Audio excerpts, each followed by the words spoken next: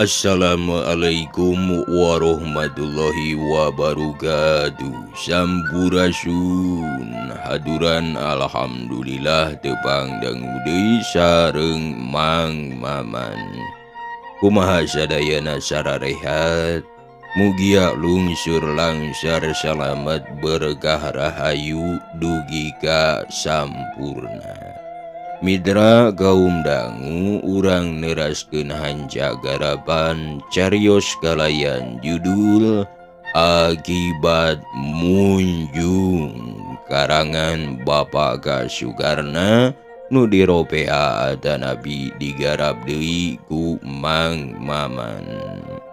Upami teu lepat mitra hanca anu waktos katunda teh dugi ka mana imah kabogoh anjeun teh dahlan cik Den Asmaya bari neuteub kanu ditanya.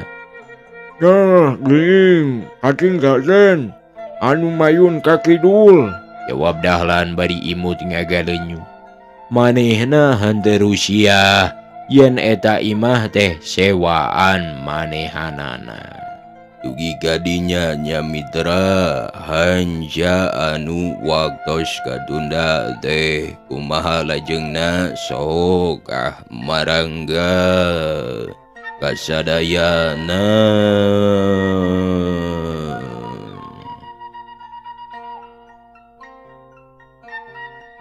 Wow, era lamun kuring ngenalkeun kakenalan anjeun.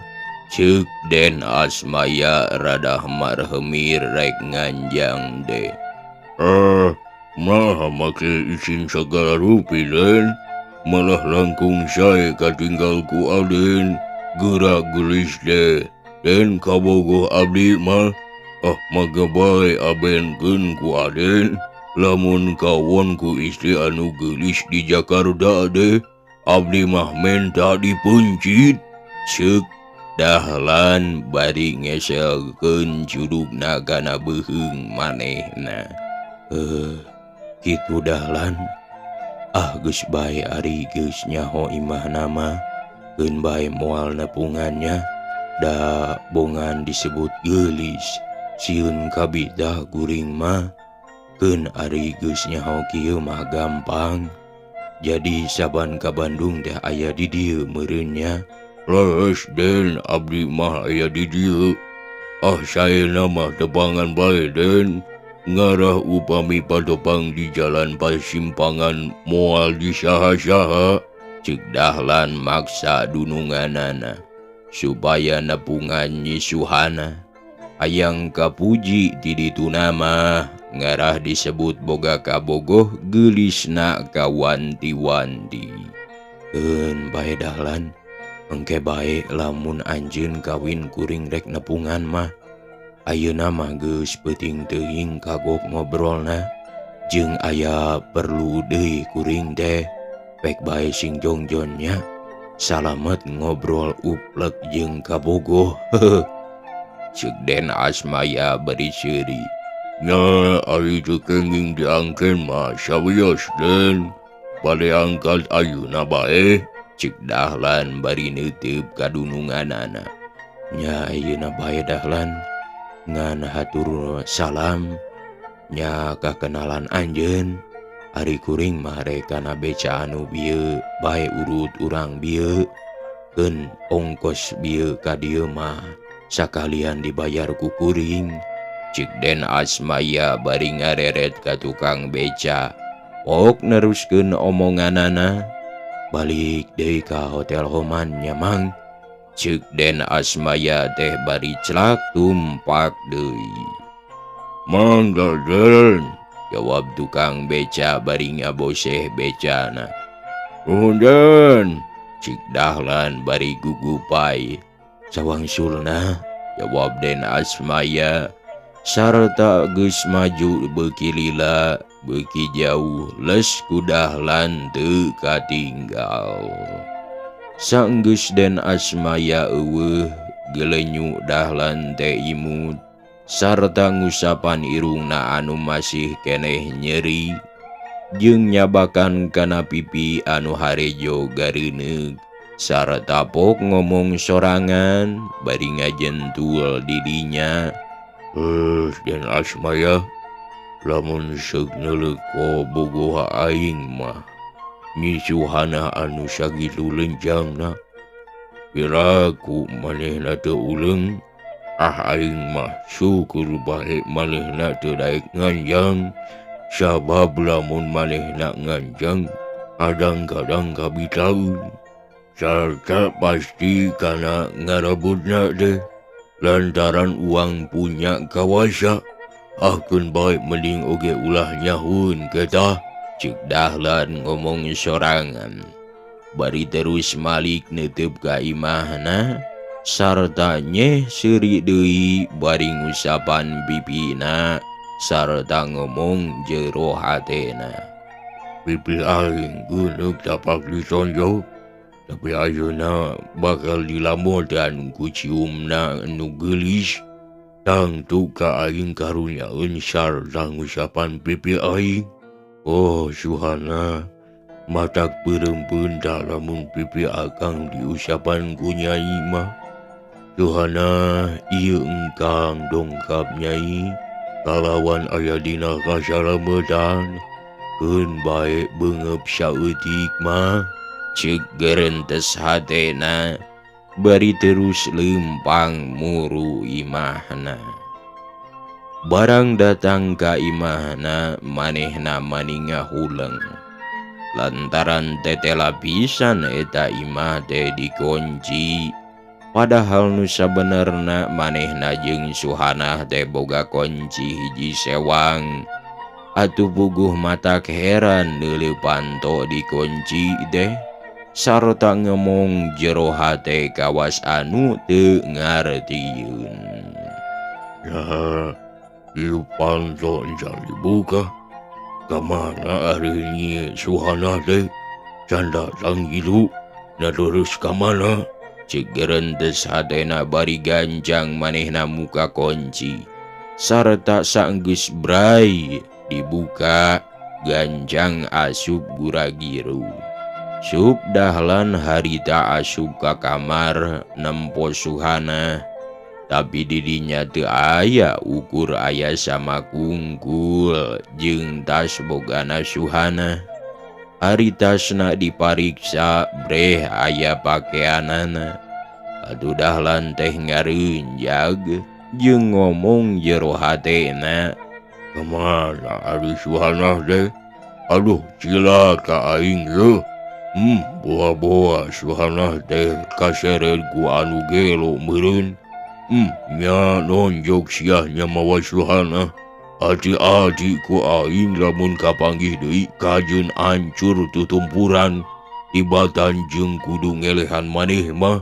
Digarubug ka mana Suhana teh? Cek gerentes hatena Dahlan. Bari meureup-meureupeun leungeunna sarta ditonjok-tonjokeun kana dampal leungeun kenca. Tapi masih panasaran terus harita Dahlan teh. Guragiru bijil deui kaluar ti jero imah. Terus muru tatanggana sarta nanyakeun Suhana. Punten, punten. Cek Dahlan bari ngalejek di buruan tegenah cicing. Yaha, Jawab anu dipuntenan bari norojol kaluar. abdi Kang, lobi nyi Suhana angkat ka mana nya Kang? Cek Dahlan bari neuteup ka tatanggana. Har, sanes nongton sareng Ujang tadi teh. Jawab nu ditanya maninga huleng deui ditanya gitu teh. Sumuhun tadi mah, namun nuju aya kaperyogian sakedap anjeunna dikantun ku abdi teh. Ari abdi dongkap deui nyampak teu aya. Atuh enggal abdi ka dieu deui, namun nyampak ka dieu panto imah teh dikunci keneh. Naha teu aya, naha teu acan dongkap ieu teh. Cek Dahlan ngabohong henteu nerangkeun nu sabenerna. Teu aya Jang. Akang mah teu terang mulih deui. Buat teu acan mulih panginten Jang. Cik tatanggalna bari neuteub Kajang Dahlan. Ya sajansen kitu oge Kang. Sawios atuh. Jawab Dahlan bari terus amitan deui. Leos manehna muru deui ka imahna. Barang geus di jero imah, gek diuk dina samak bari nangkep tuurna. Ari sapatuna mah teu dilaan. Das kamana aing kudu neangan yeuh. Katambah geus nyedek ka peuting deui. Na kudu ka Cikutra gitu. Bedana mah loba jurig deui ari ti peuting kadinya mah. Kumaha pilampaheun aing ayeuna teh? Ceuk geurentes hatena Dahlan bari ngahuleung nangkep tuurna. Huleung Dahlan teh ngahuleung pikiranana teh puguh. Adu terus manehna teh harita keneh ngoreja. Jung nangtung sarta kaluar. Sanggeus konci deui panto manehna leumpang ngagidi. Sarta tumpak deui becak muter-muter kota Bandung neangan heula suhana.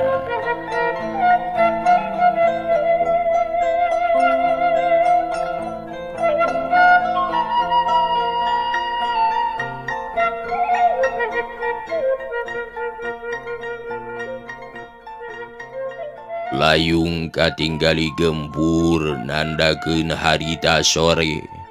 Berang reka ganti ku peuting. Sasatoan manireang kawas anu ngabejaan. Yen berang arek diganti ku peuting anu geus nyedek lantaran kudu ngagilir. Atuh sasatoan rabeng kayaning manuk dileuweung neangan keur pamondokan. Nya kitu mencek jeung uncal harita mah pada ngampi. Tapi aya dua jalma anu nikreuh keneh leumpang. Mapai-mapai sisi leuweung. Horeng manehna teh Idig anu inditna ti isuk ngajug juga eta tempah. Maksud manehna geus ludeung, ayeuna mah geus buleud. Hayangeun beunghar dadakan kitu pikiranana teh. Kuak, kuak, kuak, sora sasatoan anu ngaliderna peuting teh disada. Aduh gebeg Jang Idik ngagebeg tina bakating kureuwas. Sarta nyekelan nu nganteur. Tapi ari nyarita mah Idik teh henteu daekeun. Komo deui nyebut sieun mah manehna eraeun pisan. Nu matak lamun reuwas teh ngan saukur nyekel bae. Kunaon Ujang? Leungeun teh maninggal barsieun. Cik Bapa Kuncen anu nganteur ka manehna. Ente Bapa. Ngan saukur reuwas unggul margi kakarang nguping sora anu matak sieun jeung keung teh. Jawab Jang Idik neger-neger maneh. Padahal bulu pundukna mah mani rarancung.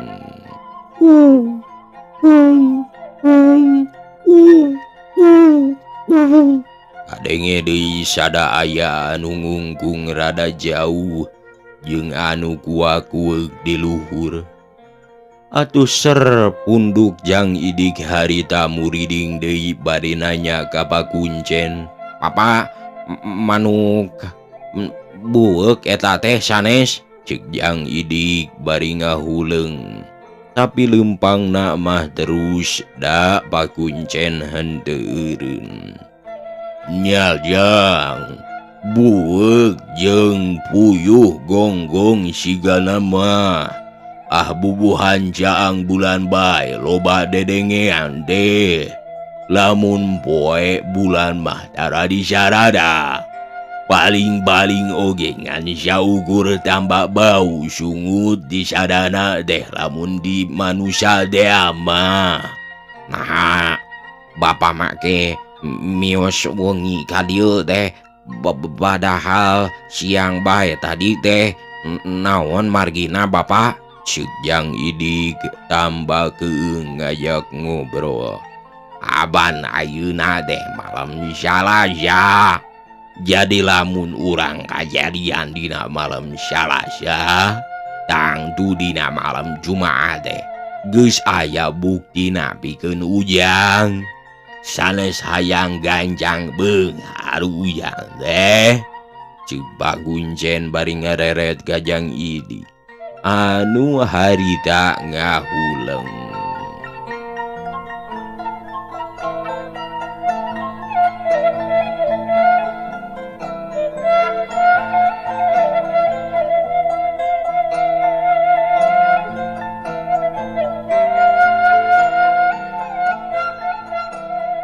Leres Pak, hayang enggal-enggal beunghar keur naon ari telat mah.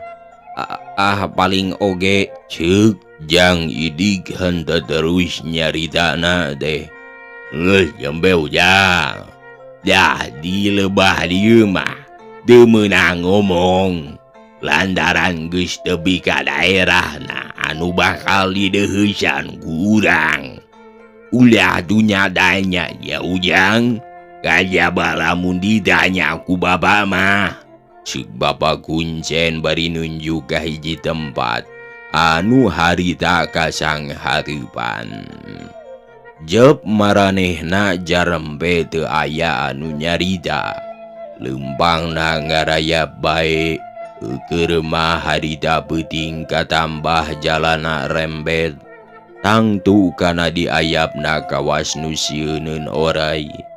Tapi teu aya nanaon jeroning leumpang salamet tepi ka anu dijugjug. Atuh reug Pakuncen eureun nya kitu deui Jang Idik. Dah di dieu Jang, urang ada bermuhunan teh nya. Ayo urang asup kana jero gua. Umat ulah lumpanya Ujang bisi jilaga. Ceuk Pakuncen ngaharewos. Mangga Bapak, sareng moal ngejat abdi mah sareng Bapak apan kalebetna oge sanes. Jawab Jang Idik. Ari hatena mah dugdeg lantaran harita beuting. Mitra kaum dangu, sup Pakuncen jeung Jang Idik harita keneh arasup. Barang geus di jero guha karasa asala lega sarta poek teu katinggal kaayaan di dinya teh. Nyaho-nyaho eta tempat katinggalina ku Jang Idik sanggeus Pakuncen nyaangan ku kotretkeun kayu api. Atuh bray di dinya caang. Horeng sakuriling bungking digigir sareng di luhur iwal ti taneuh kadeuil. Geura liwuk didinya Ujang. Ceuk Bapak Kuncen bari terus ngotretkeun deui kayu apina supaya caang sarta gek manehna diuk dituturkeun ku Jang Idik manehna diuk ngarendeng. Sanggeus maranehna diuk gancang harita Pakuncen nyieun seuneu dina tapas. Ari seuneuna geus surung sarta katinggali ruhai. Gancang menyana di beuleum atuh maniting perepet. Hasupna mumbul ka luhur mulek mani gede pisan. Sarta seungitna melenghir mabek nguliber kadinya. Panon Jang Idik teu ngiceup neuteup kana parupuyan. Anu katinggali hurung seuneuna teh ting kariceup. Brui bray siga anu reup bray. Lantaran didinya poek jadi ruhag teh tetela. Ari Pakuncen mendeko keur nyieun permuhunan. Sarta kunyam-kunyem bae duka teuing maca naon. Mitra kaum dangu sanggeus beres ijab kabul jeung babacaan geus tamat. Pakuncen mani mendeko ngahibaran seuneu kukus. Atuh Jang Idik ge kitu gawena teh melong bae. tapi nu dipelong kukus sabab didinya teh poek sarta hatena mangpaung asa hirup asa pae henteu puguh rarasaan. Keur kitu teu kanyahoan gibeg kujang idik karasa eta guha mani undur. Kawas arek gerug-gerug bae lir ibarat waktu urang tumpak mobil manggih logak. Karasana mani inggeng atuh gebeg jang idik teh harita mani ngareunjag reuy kesangna mani ngopro tina bakating ku paur sieun kaurugan taneuh. Ngan anu kadeuleu tenang pakuncen bae sorangan meureun manehna mah mindeng manggihan anu kitu teh da tibatan jeung cengkat mah kalah kabeuki mendeko. Henteu lila di harita gibeg deui eta guha ngagibegna darig pisan. Leuwih-leuwih batan lini eundeurna kaliwat saking adujang idik ngareunjag sarta panona molotot lantaran eta guha teh di luhurna teh marala kawas anu bejad bae. Sarta henteu kungsi lila gibeg deui 3 kali adujang idik kerek nangtung sieun eta guha runtuh. Tapi samemeh jung nangtung bray didinya jadi caang ibarat kasorot lampu nu cahayana beureum koneng. Malah aya semu jingga aduh jang idik ngageter tina bakating ku heran. Hatena dagdigdug ratug ari sukuna nyorocod. Breh kujang idik kadeuleu pakuncen mani mendeko silana teh rekep pisan. Sarta tungkul mani ngeluk tarang adekana tuur. Manehna teu wani cengkat kawas anu ajrih pisan. Atuh jang idik teh kerung ninggalikeun polah kuncen. Kawas anu sieun pisan taya nanaon geus hormat mando mani rengkuh pisan. Keur kitu mitra kaum dangu teu kanyahoan langgeor teh 3 putri geulisna kawanti-wanti. Dangdanana teh rapih lir wayang prijayi bae. Matak moho anu nempo matak tibelat nu ninggal. Malah jang idik ge kitu manehna bati oloho. Panon henteu daek ngiceup sarta ngambekan ditahan lantaran kakara pisan manggih putri anu geulis manehna kakara nempo. Angkatna mani ngalenghoy bari ngajiwir sinjangna. Ngegebur beubeur kancana benten emas di karanjang. Katinggali ting rariak ibarat berlian bae. Lebah dada siga barih istuning pikabi taun. Nonjol katuruban aju. Nyeungsieung saibarat cengkir. Ngan hanjakal teu katembong eta teh naon ngaranna. Mun disebut bisul burung da tetela lain kitu. Mun disebat bisul bantat da tetela lain eta. Kawas jadi tahun-tahun teu beda ti gugunungan. Matak hayang muka bae. Ditaekan rung sadrang sod sok hayang nyaho eusina. Panasaran hayang nyaho lamun seug boga urang mah. Jang idik mitra teu daekeun ngiceup rarasaan asa ngimpi. Manehna teu usik pisan gawena mencrong olohok. Pakuncen oge poho teu ari ku balas neuteub kanu sarumping kadinya. Napasna henteu kaciri teu beda ti arca bae. Ari panon kawas wayang beunta teu aya ngiceupna. Goloyoh nu geulis calik andeprok lir emok cabok. sarta kekep direkep rapat nalir huntu gegep. Kawas nu sieun katinggal kagungan anjeunana sarta ngeluk manilungguh henteu keur sacengkat deui. Atuh sanggeus caralik mah galindeng pakuncen nyaur suantena laun pisan. Kieu pok-pokanana teh. Pun paralun Putri Ayu, ieu bapak kumawantun parantos ngangkir ka Gusti.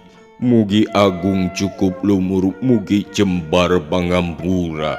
Sarehna bapak kapaksa ngangkir putri nu arayu, malah masa tilu-tilu ku bapak bieu diangkir sarta sadayana sumping. Bapak ngahaturkeun nuhun sarta bingah laksaketi. Pang bapak bieu ngangkir teh margi bapak kasumpingan ku anu kasep pun ide. Maksad anjeuna ka bapak hoyongeun gaduheun rabi anu bakal ngabelaan nyenangkeun kasalira. Dah manawi Putri Ayu aya manah luntur kalbu di antawis nu tiluan aya hate kapun idik sumangga ayuna lamar kalawan janji nu pasti sanggem nyumponan beungharna. Sagitu pihatur bapa Bang ayeuna ngadeuheujan. Mugi-mugi Ayu Putri ka bapa teh ngahampura wireh atos kumawantun cambelak tos wantu nyambat. Dah bang kumawantun kitu jajab sahiji pameget nu hoyong kagungan garwa. Ceuk pakuncen bari acong-acongan nyembah. Ilu putih tingraring silih toel silih pelong sarta jeung silih harewos bari neuteub kajang idik anu harita keur melong. Kawas nu resepeun pisan ningali eta istri teh. Margi kalintang geulisna katambah harita neuteub atuh jang idik ngeleper hayang tapi rada era. Malah jadi sarwana putri-putri pada asih ari jang idik katari. Henteu lila mitra anu cikal kapaksa nyarita bae ngawakilan nu sejena nyaritana bari neuteub naksir jang idik nu cali. Ieu pok-pokanana teh bari aluman alimen matak resep matak asih.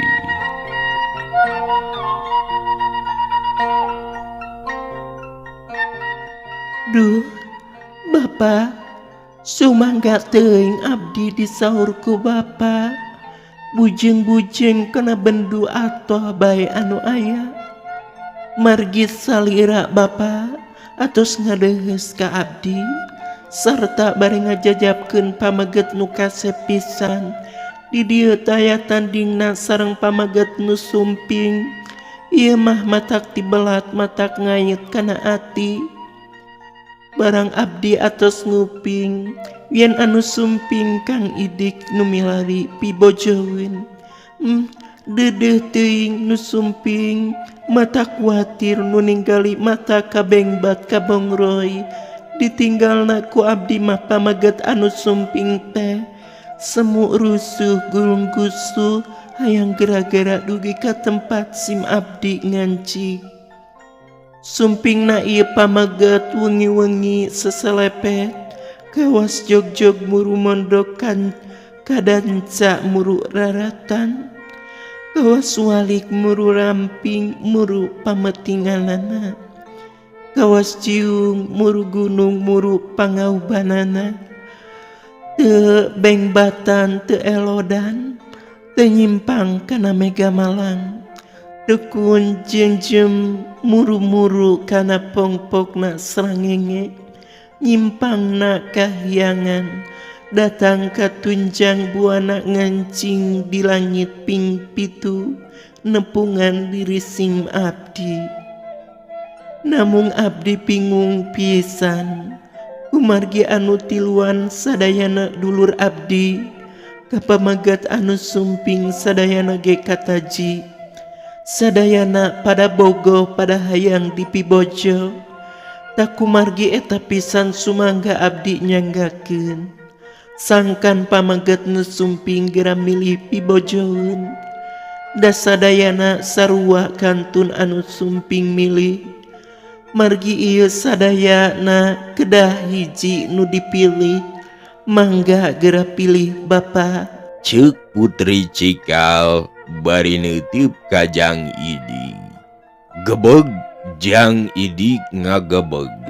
Tina bagating ku bungah manehna disebut Kasep.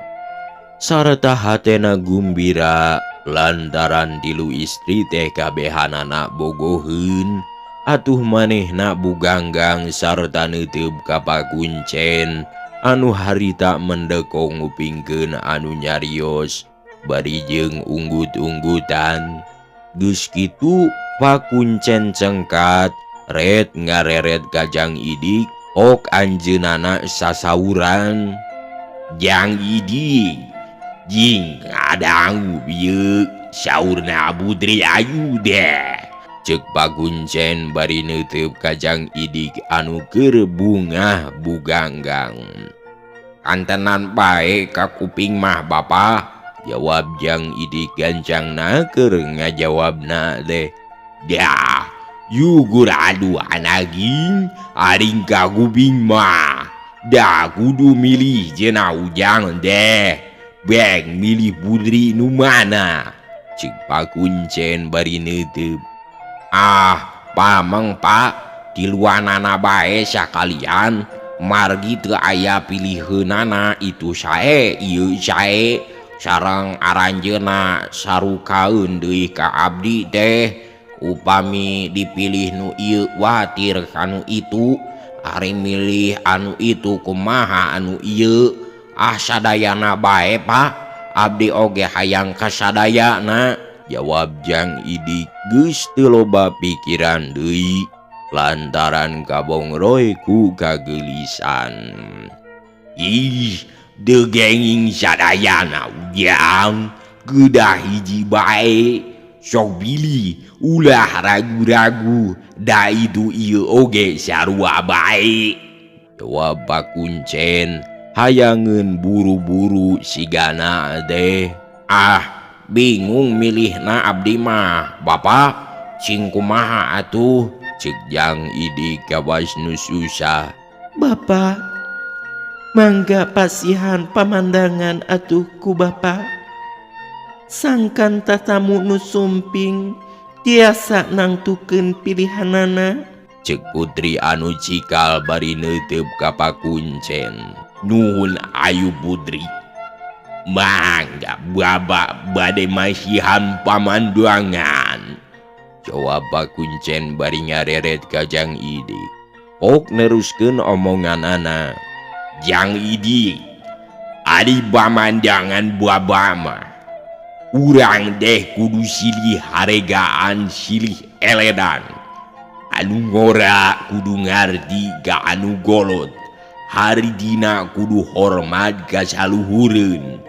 Tah ieu oge aya tilu putri anu sadayana geulis. Anu jami geulisna teu aya cawadeunana. Sarta sadayana miga hayang ka Jang Idik. Ari Jang Idik ka sadayana bogoh deui. Da bisa sah milihna, da piraku kudu sadayana dipibojo mah. Tah kanggo eta anu kedah diemut sareng dipilih teh nyaeta anu pangsepuhna. Sabab eta anu pangpayuna gaharti Ujang adawa henteu. Saluhureun kudu pangheulana disambat. Pek pilih ku Ujang. Eta mah sagadar pamandangan Bapa." Ceuk pakuncen bari melong ka Jang Idik anu kumerot bakat ku bogoh. "Kahartos Bapa, janten anu pangsepuhna anu kudu dipilih teh pangintennya leres kitu eta teh Bapa," Jawab Jang Idik siga hanjakal. Nya gitu.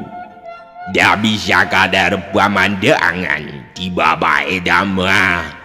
Harjina henteu ngiket kana maksud Jang Idik. Ari rek milih mah ka mana bae. Jawab Pak Kuncen dumarada. Sabab kakara harita nganterkeun nu boga maksud kitu cara Idik mah. Mani hese beleke ngaturna deh. Lantaran saraka hayang ngawin tiluanana. Atuh jadi sulit mutuskeunana sarta manehna kababawa. Bapak, teu adil ta pikiran Bapak teh kanggo abdi sareng anu panengah mah. Ceuk putri bungsu jeung nu panengah kawas anu sapikiran. Sarta budina jamotrot tina bakating ku ambek asa dihina ku Pak Kuncen. Mitra kaum dangu ninggal dua putri bendu Pak Kuncen mani mendeko tina bakating ku sieun. Silana kaciri rekep ari sirah tunggul pisan. Sarta pok deui ngajawab sorana haroso sieun. Lantaran mun putri bendu manehna mau bisa balik didinya keneh ge ngelel. Atuh pok bae ngajawab kieu. Saurna Pak Kuncen bari ngeluk semu ajri. Lun putri anu bungsu nyanggakeun beheung deg-degeun nya suku genteng belokeun. Baba telah ngalangkungan maksana ieu bamegat. Dadi mah bandangan bae dabongan atos dipundul. Nyanggakeun sewu bebendu kajeng putri anu bungsu. Ceuk Pak Kuncen bari ngalimba sarta terus malih ka Jang Idik. Ok neruskeun omonganana. Baik Jang Idik, geura bilih ramana ieu putri bendu manten lantaran lami di dieu. Ngadenge omongan Kuncen, Jang Idik mani ngarenghap sarta pok manehna ngomong bari neuteup tilu putri. Ieu omonganana teh ngagalantang lir satria sasawuran atra teges kieu pok-pokanana teh. Mangga Bapak, Ceuk Jang Idik bari terus ngareret deui ka tilu putri sarta neruskeun omongna.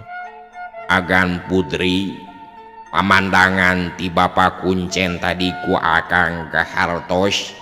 Yen nurutkeun kuduna mah akang teh milih nu cikal, tapi akang sabalikna lantaran akang hirup teh lahir jero alam dunya. Asa kaparangan pisan akang bet jadi nu bungsu henteu lahir jadi cikal. Tah kumargi eta pisan ayeuna akang rek milih nu jadi tujuan akang. Jeung geus buleud mo kadukung akang milih anu bungsu kanggo pibojoeun akang. Ngarah sarua bungsuna tah eta putusan akang mugi sadayana terang. Ceuk Jang Idik teges pisan nyaritana teh. Ngadenge eta putusan putri nu cikal teh bendu nya kitu putri panengah. Harita keneh ngajedad mios ninggalkeun tatamu. Dina waktos miosna teh eta guha mani eundeur kawas rek lebur kiamat bumi. Karasana gonjing atuh Jang Idik reuwaseun nya kitu deui Pak Kuncen.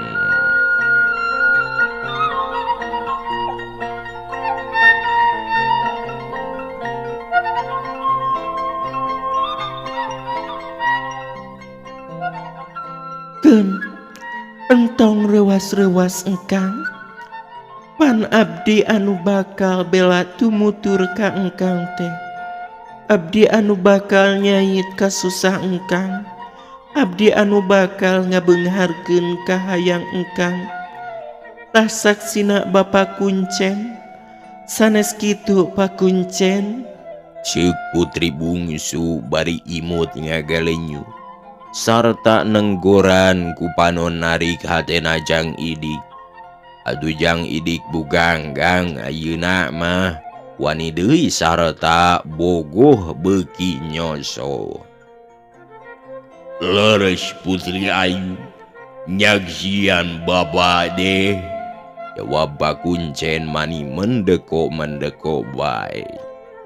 Mitra kaum dangu geus beres nangtukeun milih terus nyieun perjanjian yen kahayangna Jang Idik putri sanggup rek nedunan.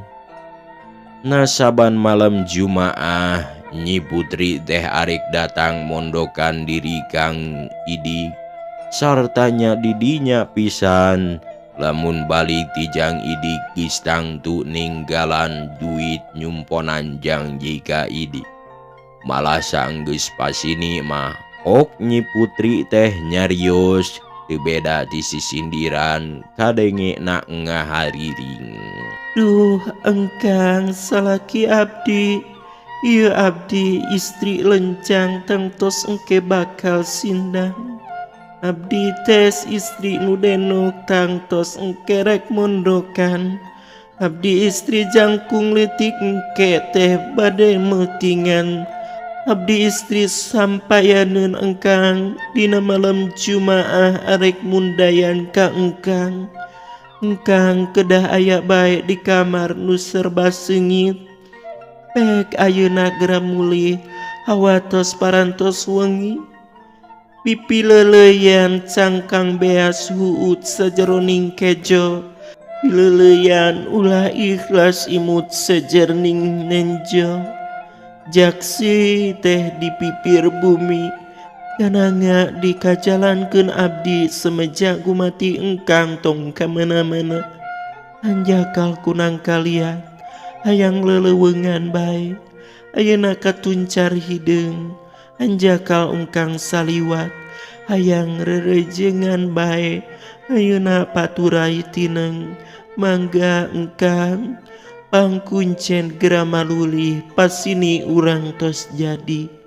Ceuk putri bungsu bari ngareret ka tukang gibeg manehna ngagibeg eta guha mani eundur sarta leus teu katinggal.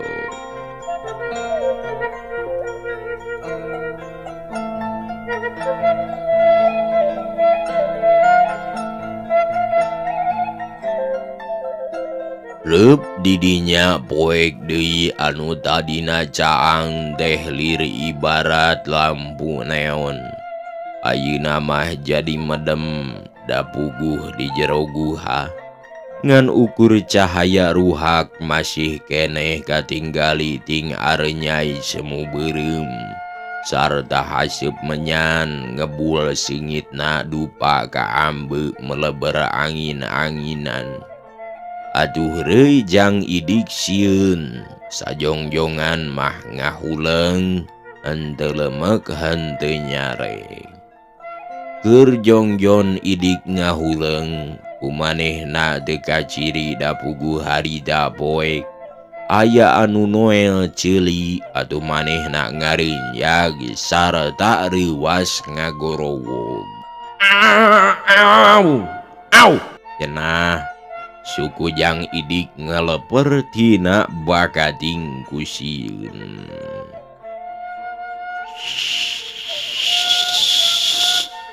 Adenge ku Jang Idik aya nu disada kitu padahal mah Bapa Kuncen. Bapak aya nu noel ceuli Bapak. Ceuk Jang Idik balaba beuleuh bakat ku sieun. Ih, Bapa eta mah nah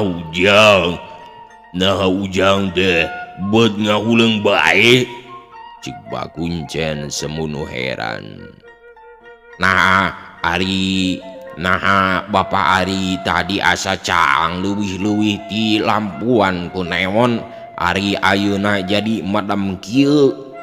Jawab Jang Idik malik nanya sarta kesangna bobolokot bakat gusieun. Ih, aduh dah di jero gua poe mah Jang. Gadambah-dambah ti beuding deui. Hayo nangtung urang balik. Cek Pakuncen bari jung manehna nangtung terus lempang keluar di jero guha. Kujang Idik dituturkeun bari manehna nyekelan kana leungeun Bapak Kuncen. Barang manehna geus bijil tina jero eta guha. Bray harita rada caang sabab aya cahaya bulan nyorot mani atrapisan tina seladang daunan. Atuh sot leungeun Jang Idik teu nyekelan ka Pakuncen. Keur mah lese leumpangna da puguh rarembet pisan anu mata kelalaunan kendor-kendor ge ngeureuyeun. Papa, nah aya geulis-geulis teuing eta putri teh. Naon eta teh Bapa? Saha ngaranna? Cek Jang Idik panasaran. Undang nanyakeun ka Bapak Uyang. Lantaran geus jadi boyo Uyang. Engge bae tanyakeun ku sorangan ari anjeunna nebungan jeung teu meunang ngobrolkeun nu bieu nya. Komo deui di dieu mah. Jawab Pakuncen. Bari Jongjon Nikreuh hayang gera-gera datang ka imah manehanana. Aduh henteu matak heran. Jep maranehna jarempe sarta leumpangna ngeureuyeun.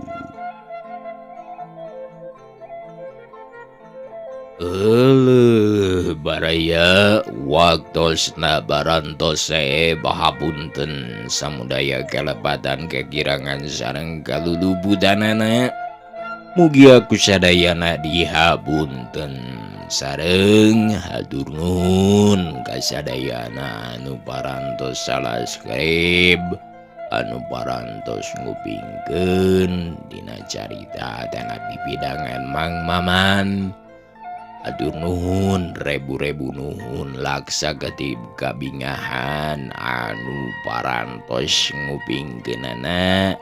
Nu parantos subscribe-na hatur nuhun kasadayana. Apunten deui sakali deui bilih aya kakirangan kaluluputan sareng kalepatanana dina maos ieu dongeng.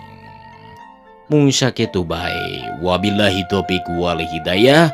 Wassalamualaikum warahmatullahi wabarakatuh. Ciao.